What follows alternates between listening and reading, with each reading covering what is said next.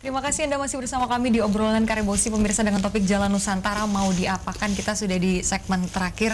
Pak Rida, optimisme merampungkan perwajahan baru Jalan Nusantara ini sekaligus jalan bukan Nusantara sih riburannya Pak Utere untuk sebagai gerbang Makassar di 2019 rampung. Merubah wajah Jalan Nusantara itu membutuhkan masukan dari berbagai pihak. Jadi tidak hanya dari desain pemerintah kota, tetapi tentu kita akan mendengarkan apa yang disampaikan oleh Pak Idam tadi sebagai vertical garden misalnya, itu adalah masukan yang positif. Apa yang disampaikan oleh Adinda Hairil, Pak Samsudin, itu juga masukan.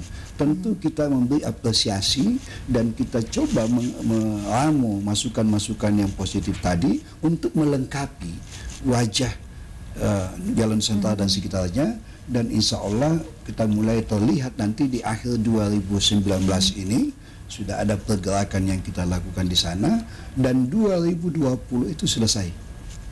Ya, paling tidak di bulan Mei. Nanti. Baik.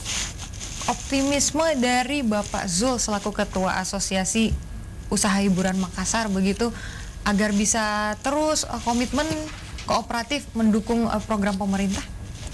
Kalau kami dari asosiasi jelas akan selalu beriringan dengan kebijakan-kebijakan dari pemerintah kota.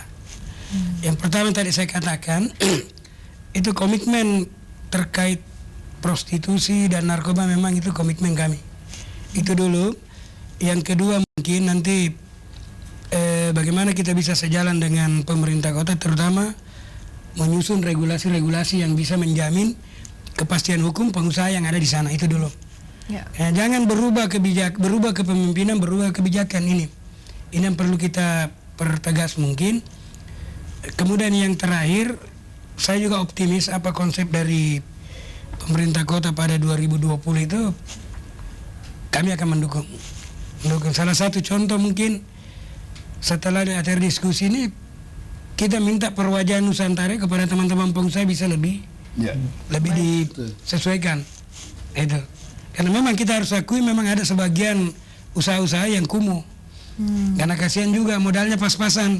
Kontrak ruko, ya begitu. Jadi kita harus mendukung apapun kebijakan pemerintah kota. Baik, Pak Zul. Pak Andi Idam, harapan sekaligus closing statement.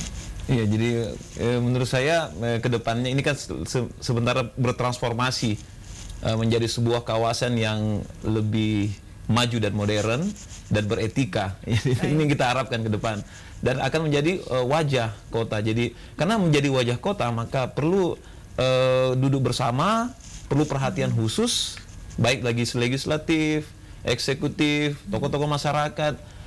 Apa kesan yang akan kita munculkan di pintu gerbang kita itu. Nah, yang paling